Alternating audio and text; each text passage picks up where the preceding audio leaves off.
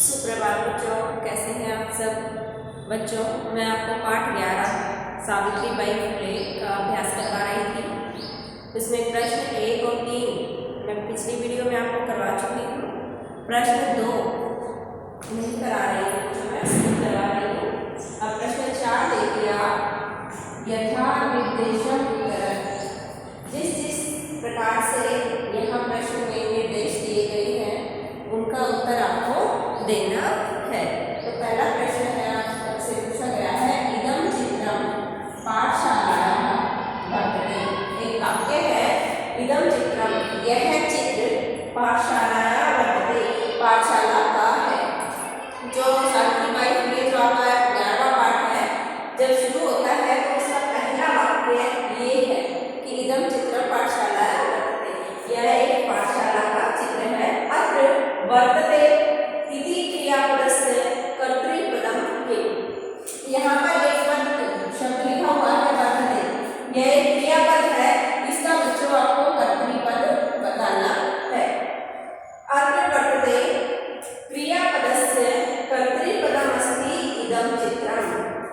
इदं चित्रम, ठीक है, यह है चित्र। यहाँ पर पूछा क्या है, जो वर्तते शब्द है इसका कर्तृपद क्या है, यह चित्र। इदम चित्रम शब्द जो है वो कर्तृपद है। अगला है, तस्या स्वकीयम अध्ययनम अपि सह प्रचलति। उसका स्वकीय मतलब अपना या खुद का, अध्ययन मतलब पढ़ाई भी साथ साथ चलती है। जब सावित्रीबाई फुले पाठशाला में लड़कियों को पढ़ाती है तो वो साथ साथ खुद भी अध्ययन करती हैं, ये मतलब है इसका। अस्मिन् वाक्य, इस वाक्य में, जो ये वाक्य यहाँ लिखा हुआ है, इस वाक्य में विशेष्य पदम किम, विशेष्य पद कौन सा है। तो बच्चों, हमने पहले भी आपको कई बार बताया है कि विशेष्य और विशेष्य दो शब्द होते हैं, ठीक है। जब हम किसी शब्द की खासियत बताते हैं किसी शब्द के द्वारा, ठीक है, तो एक शब्द उसमें विशेषण होता है, एक उसमें विशेष्य होता है। जैसे हमने शब्द लिखा काली गाय, ठीक है, तो विशेषता हम किसकी बता रहे हैं, गाय की। और कैसी, क्या विशेषता है कि वो काली है, तो ये जो काली शब्द है ये विशेषण है और गाय शब्द है बच्चों विशेष्य, ठीक है। तो इस वाक्य में बच्चों विशेष्य बताना है कि कौन सा विशेष्य है। अस्मिन् वाक्य विशेष्य पदम किम, जो ये वाक्य है इसमें कौन सा विशेष्य है, अध्ययनम। जो अध्ययनम शब्द है वो विशेष्य है और स्वकीयम शब्द जो है वो यहाँ पर विशेषण है। अपि यूयम इमाम महिला जानी। यूयम, यूयम तुम सब, अपि मतलब भी, तुम सब भी, इमाम मतलब इस, महिला को जानी मतलब जानते हो, ठीक है। ये वाक्य है जो पाठ में आया है कि क्या तुम सब इस महिला को जानते हो। अस्मिन् वाक्य, इस वाक्य में यूयम इति पदम केभ्यः प्रयुक्तम। जो ये यूयम शब्द आया है, यूयम का मतलब बच्चों तुम सब, ये किसके लिए प्रयोग किया गया है, ये तुम सब कौन है। यूयम इति पदम छात्रेभ्यः पाठकेभ्यः वा प्रयुक्तम।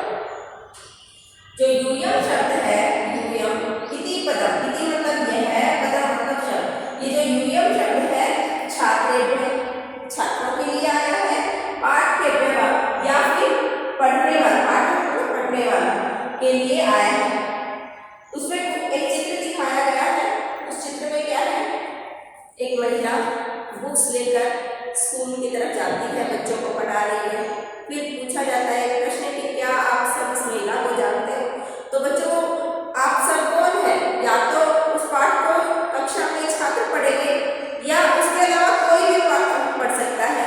तो छात्रों के लिए या फिर पाठ के पढ़ने वालों के लिए आया है यूयम शब्द। अगला है, सा ता स्त्रियः निजगृहं नीतवती।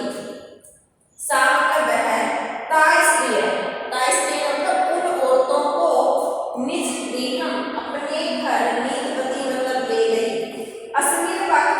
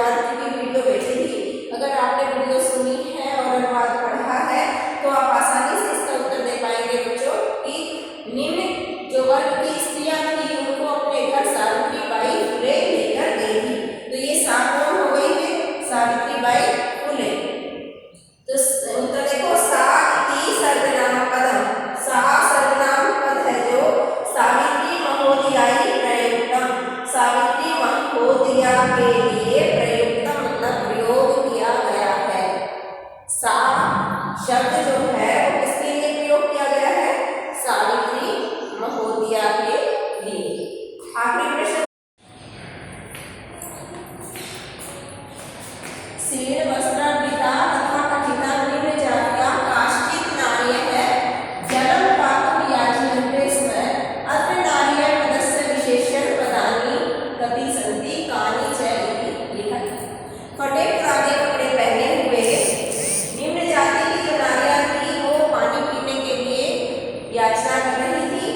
इस पद में जो नारियां शब्द है, नारियल, उसके कितने विशेषण, यहाँ देखो बच्चों ने लिखा है विशेषण शब्द कितने आए हैं। तो पहला है मतलब नारी की क्या विशेषता आता है, एक तो क्षीण वस्त्रावृता है, वो फटे पुराने कपड़े पहने हुए हैं, तथा कथिता निम्न जातियः, और वो तथाकथित निम्न जाति की है।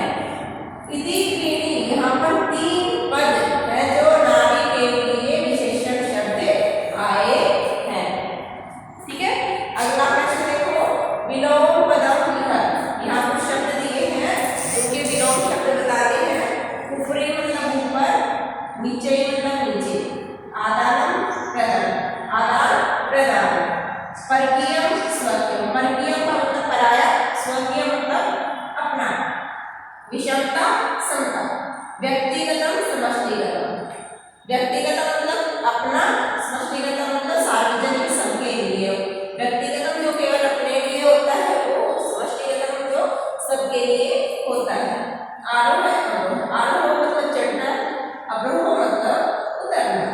तो ये प्रश्न 6 का एक भाग कंप्लीट हो गया है। अगला भाग देखें समानार्थक पदानि लिखत।